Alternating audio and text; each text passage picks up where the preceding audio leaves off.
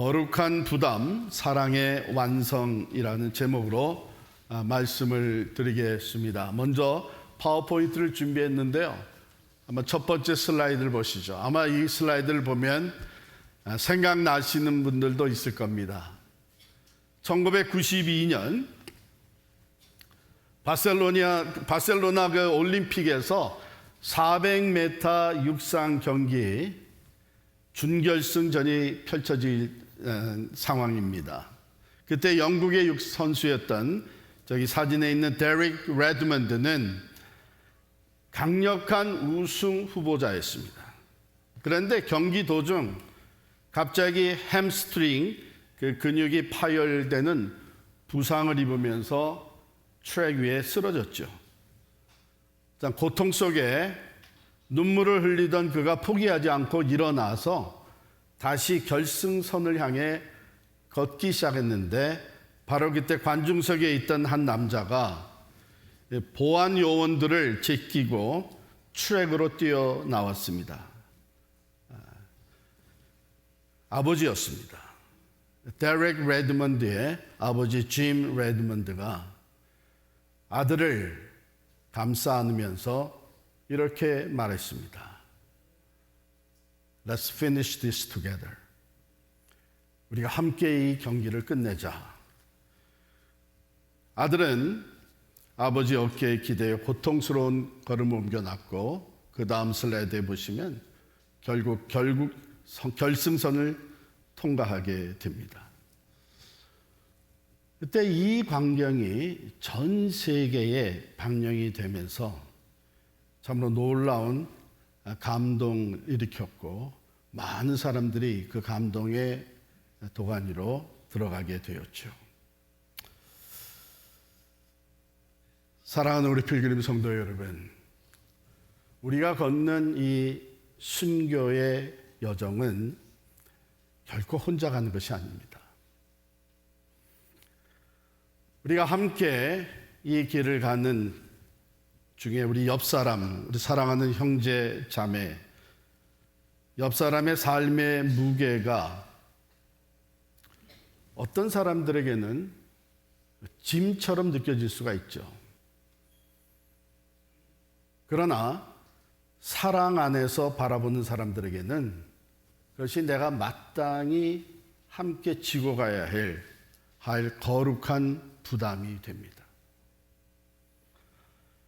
오늘 이 말씀은 이 거룩한 부담이 어떻게 사랑의 완성으로 이어지는가 귀한 교훈을 우리에게 주십니다. 먼저 1절 말씀을 보실까요?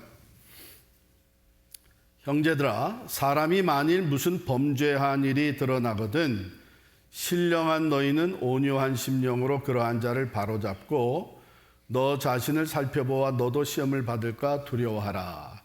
여기에 공동체 안에서 함께 신앙생활하고 순례길을 가는 우리들 가운데에 당혹스러운 일이 펼쳐지는 것이죠. 그것은 뭐냐면 범죄한 게 드러났다는 것입니다.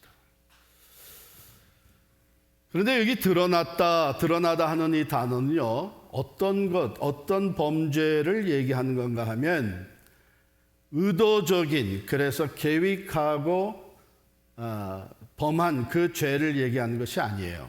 이것은 어떤 의미를 가지고 있냐면 유혹에 허를 찔리다 또는 빙판에서 미끄러져 넘어지다, 이런 의미를 가지고 있는 단어인데요.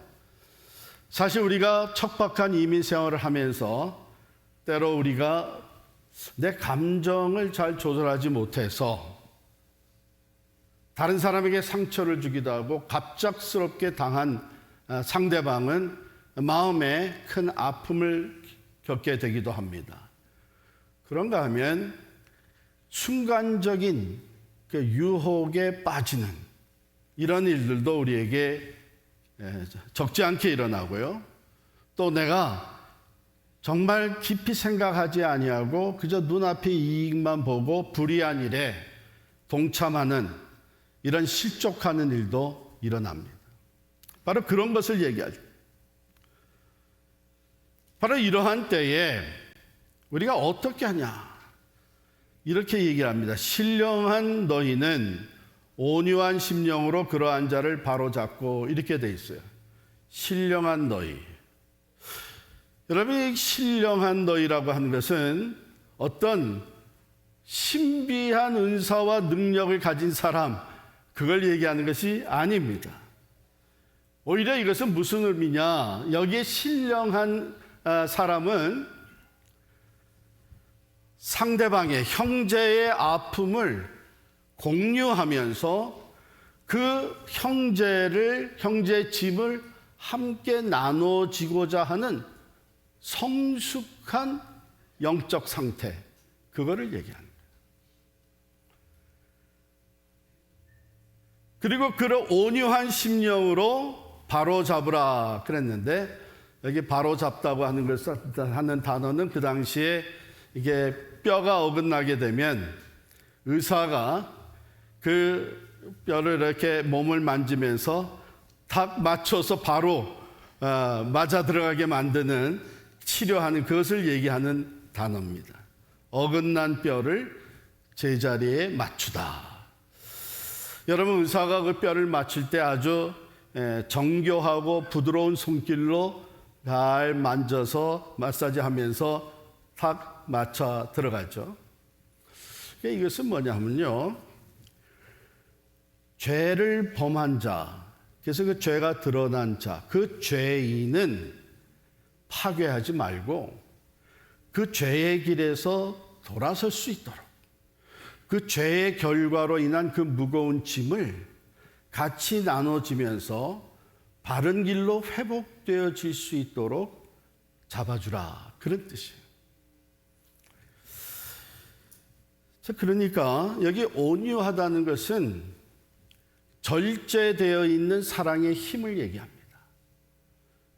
우리가 이런 상황을 보게 되면 이런 말도 하고 싶고 이런 감정도 앞서고 가령 판단과 정죄, 이런 것들이 우리에게 없을 수가 없어요. 그런데 그것을 잘 절제하면서 사랑의 인내로 다른 사람을 세워주는 것, 이것이 온유한 심령입니다.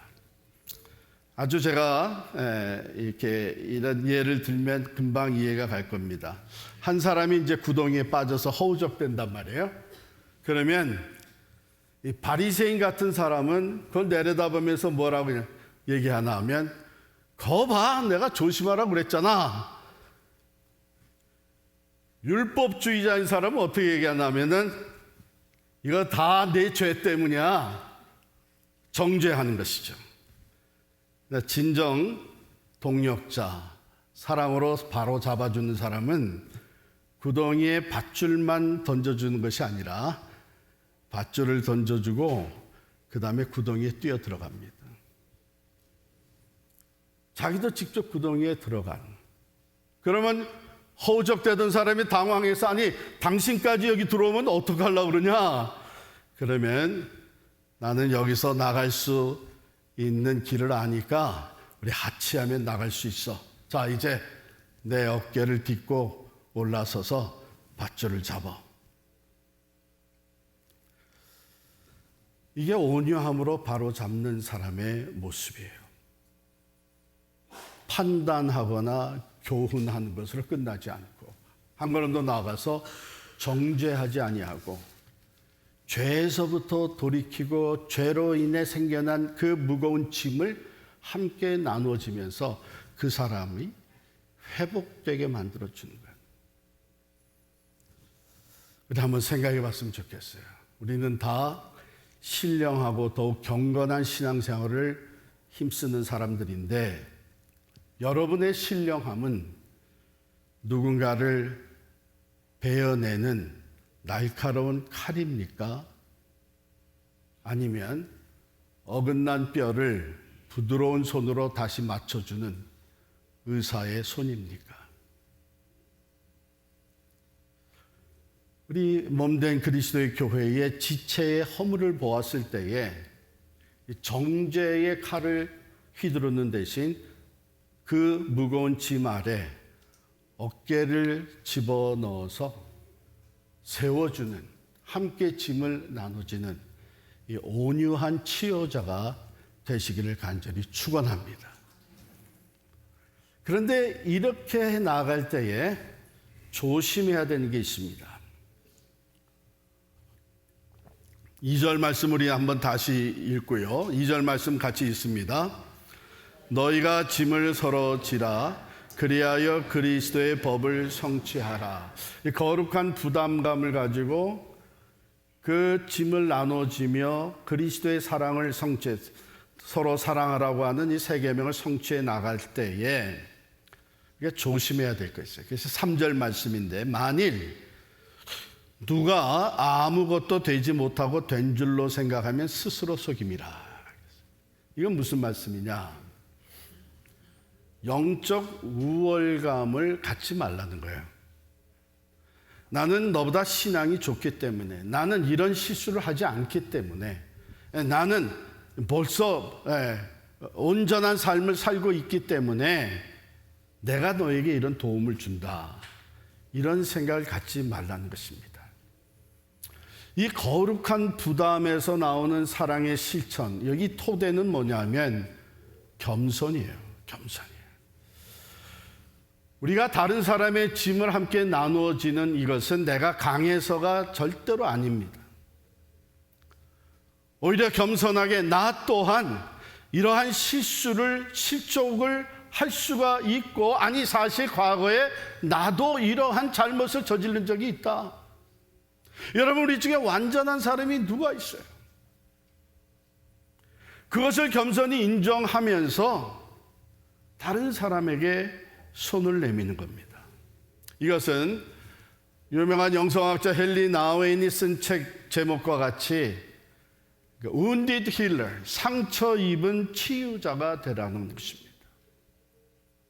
내가 아무것도 아닌데 내가 마치 대단한 사람인처럼 우월감을 가지고 섬기는 것이 아니고, 오히려 겸손하게 나 또한 죄인이고 나 또한 그런 상처와 그런 실수를 저지른 적이 있는 사람, 이런 마음 가지고 우리가 섬길 때 거기에 뭐가 함께 하냐면 하나님의 긍휼하심이 거기에 함께 하십니다.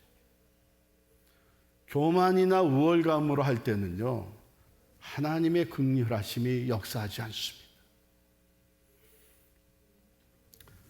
내가 상처 없는 의사이기 때문에 내가 당신을 치료한다, 이것이 아니고 나도 뼈가 어긋나 본 적이 있는 사람인데 그 고통을 내가 안다. 그 아픔을 내가 충분히 이해한다. 그러면서 조심스럽게 온유하게 그 뼈를 맞춰줄 수 있는, 이것이 바로 우리에게 필요한 것이에요. 성경에 나오는 그 아름다운 예, 어쩌면 가장 대표적인 예라고 볼 수 있는 게 여러분이 지난 주일 설교로 들었던 아둘람 공동체입니다. 여러분 은혜 많이 받으셨죠?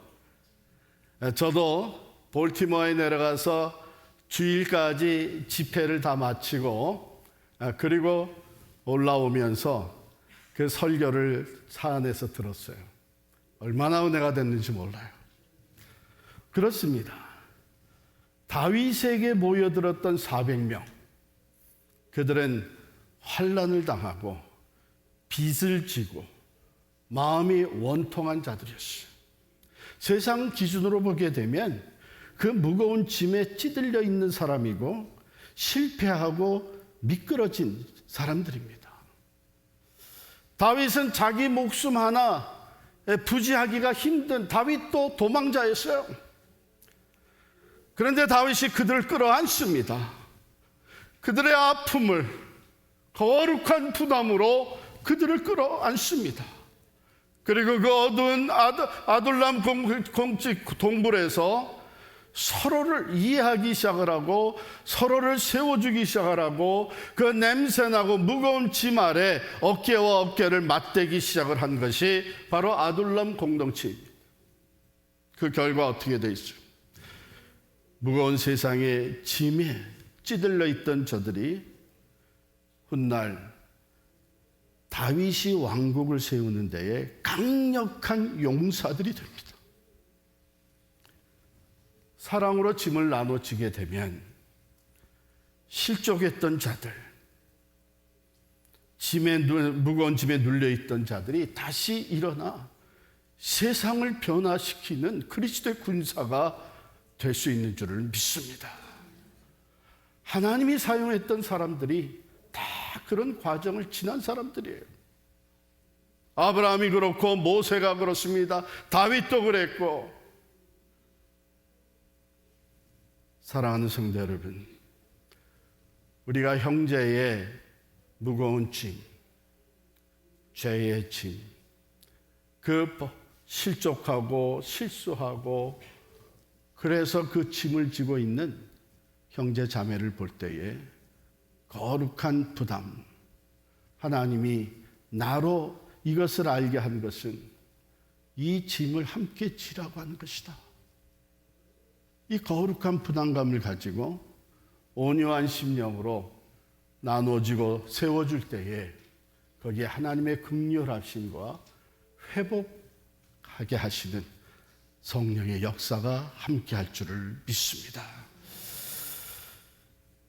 자, 4절 5절에 보면 거기에서는 이렇게 말씀을 했는데 이게 잘 연결이 안 되고 이해가 안 될 수도 있는데 한번 먼저 읽습니다. 4절 5절입니다. 시작.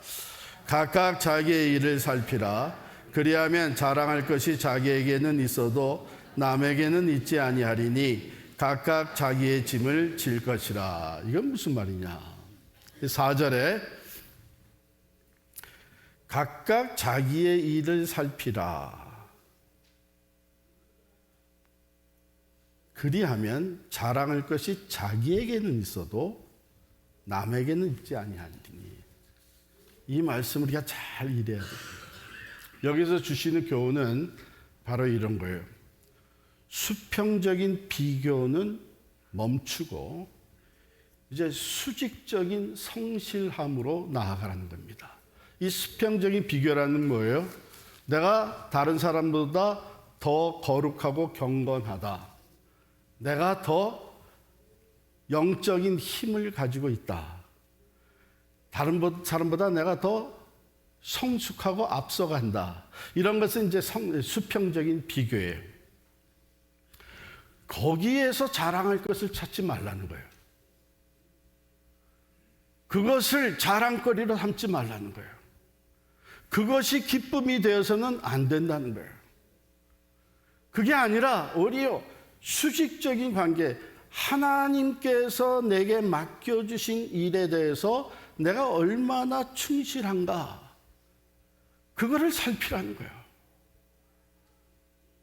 그래서 거기에서 하나님이 나에게 이런 귀한 사명, 이런 귀한 직분을 내게 맡겨주셨고 내가 그것을 오늘날까지 성실하게 수행해 오고 있다는 여기에서 기쁨을 얻으라는 거예요.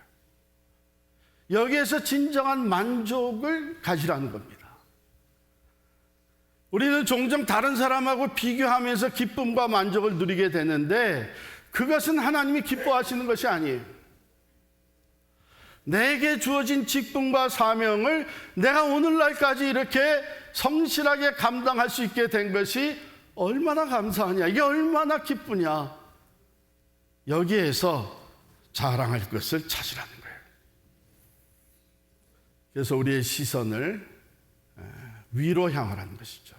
하나님 앞에 내가 오늘 믿음 지키며 살아가고 주신 사명을 감당하고 있고 내게 주어진 이 직분과 사명을 성실히 행하고 있다고 이 자체가 감사하고 기쁘고 한 것이죠. 그래서 이제 그 다음에 이렇게 얘기를 합니다. 각각 자기의 짐을 질 것이라. 여기서 이게 우리 잘 이제 분별을 해야 되는데, 아니 앞에서는 짐을 나눠지라 그러고 서로 짐을 같이 지라 그러고 여기에서는 또 각각 자기 짐을 지라 그러면 이거 뭐 어떻게 하라는 거예요? 여기 짐이라는 게 다른 짐이에요. 우리말로는 그냥 짐 하나로 번역이 됐는데 2절에 나오는 이 짐은 바레스라 그래가지고 무거운 짐, 혼자서 들 수 없는 짐. 그래서 함께 나누어지고 함께 더 협력해서 지고 가야 되는 그 짐을 얘기합니다. 그래서 그것은 바로스라고 하는 헬라 언어예요. 그런데 5절에 또 나오는 짐, 각각 자기의 짐을 질 것이라, 이 짐은 다른 단어입니다. 포르티온이라는 단어인데 이 짐은 뭐냐 하면 군장을 얘기하는 거예요. 개인용 군장을 얘기하는 거예요. 이게 군대 용어인데, 군대 가면 군인들이 이제 행군을 할 때 각각 자기 짐을 지잖아요. 자기 배낭을 지잖아요. 예? 그것을 얘기하는 겁니다. 이것은 개인에게, 각자에게 주어진 짐. 그래서 이것은 포르티논이라는 다른 단어를 썼어요. 그럼 이게 무슨 말이에요? 우리가 내게 주어진 짐을 성실하게 지고 가야 돼요. 예? 그러면서 내가 여력이 있고 여유가 있어서 힘들어하고 지쳐하는 이 전우, 옆에 다른 군인, 그들의 짐을 내가 같이 나눠질 수 있게 된다는 것이죠. 생각해 보세요. 이 개인 군장을 이렇게 지고 가는데 옆에 동료가 힘들어한다고 내 개인 군장은 벗어놓고 그것을 대신 지고 가는 것, 그것이 제대로 된 거예요? 그게 아니거든요.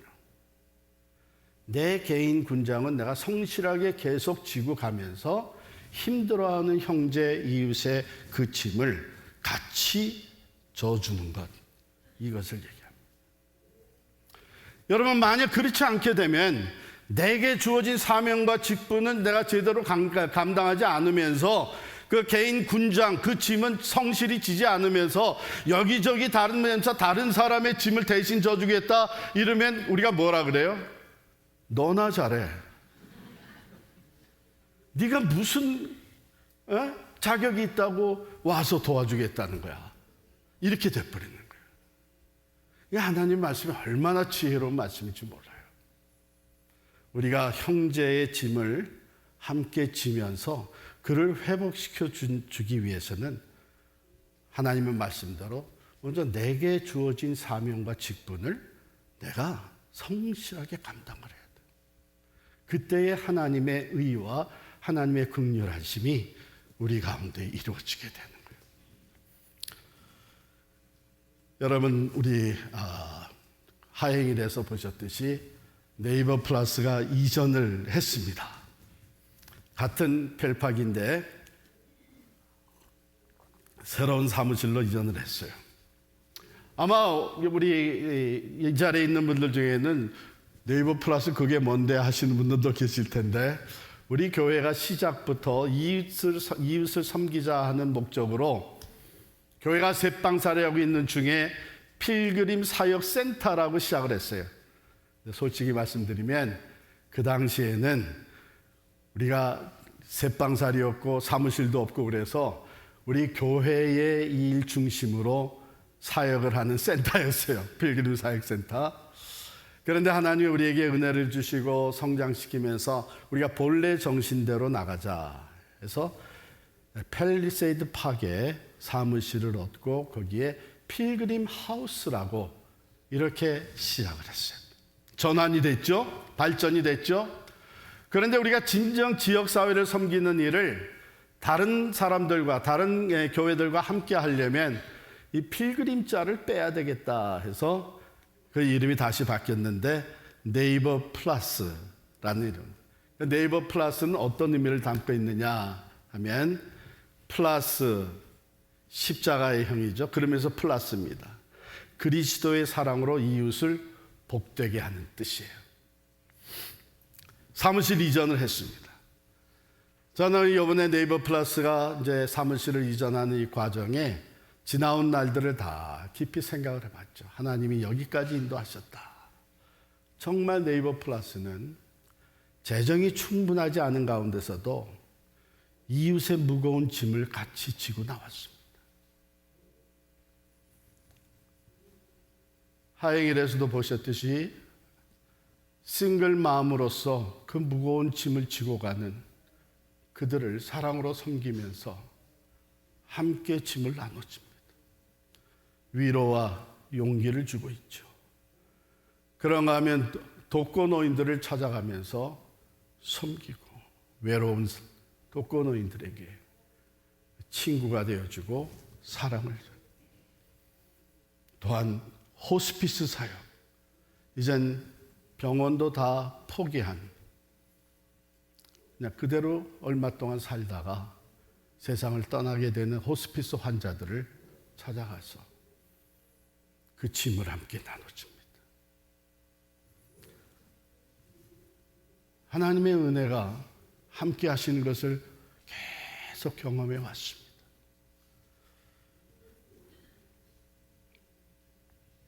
지난 주말에 제가 볼티모어에 있는 베델 교회 가서 집회를 인도했는데, 그 교회에서도 이번 집회 주제를 선교적 교회, 선교적 삶으로 해달라고 부탁이 와서 우리 교회가 아마 조금이라도 거기에 앞서간다고 생각을 하는 것 같아요. 이제 마지막 주일 예배 설교, 아침에 일찍 일어나서 이제 준비된 설교 원고를 들여다보는데, 하나님이 네이버 플러스에 대한 이야기를 나누라고 하는 이 감동이 오는 거예요. 그 중에 특별히 호스피스 사역, 이것을 나누라고 하는 감동이 와서 제가 그걸 나눴습니다.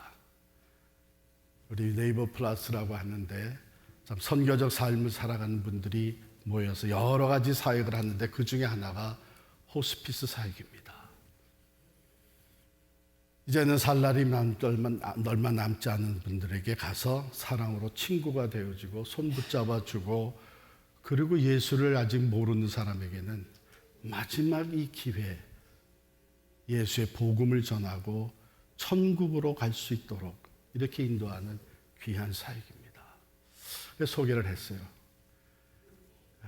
그랬더니 1부, 2부, 3부 예배 설교를 했는데, 2부 예배 끝난 다음에 한 여자 집사님하고 권사님이 찾아왔어요. 목사님, 오늘 설교 너무 은혜가 됐습니다. 꼭 우리를 위해서 준비해 주신 것 같아요. 그래서 왜요? 그랬더니 사실은 우리가 여기서 우리도 호스피스 사역을 해야 되지 않겠느냐 하는 이런 마음을 가지고 있었는데, 마음만 있었지 어떻게 해야 될 줄을 모르고 있었다는 거예요.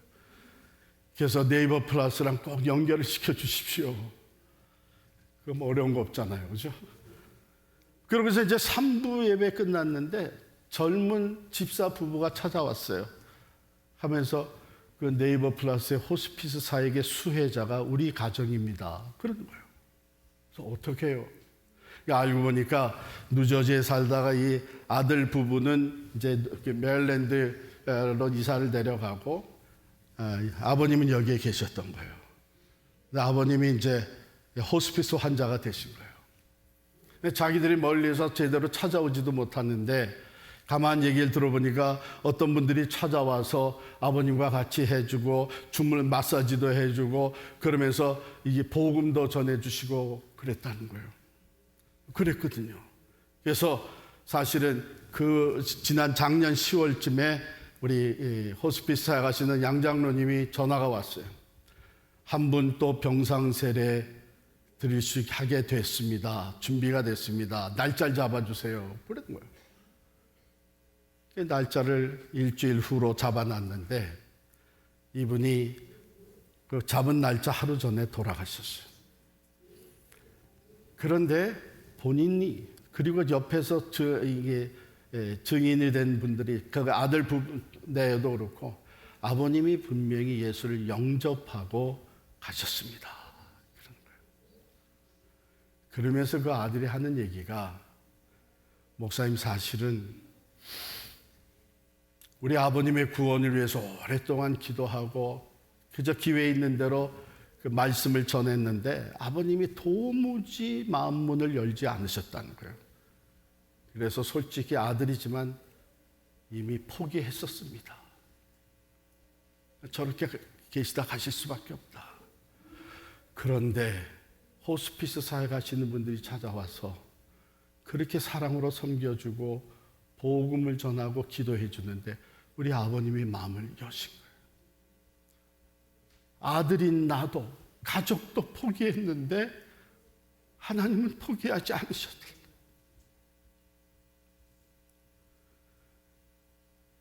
우리 대신 네이버 플러스의 호스피스 사역이 우리의 짐을 지고 이것을 잘 이루어 주셨습니다. 사랑하는 성도 여러분,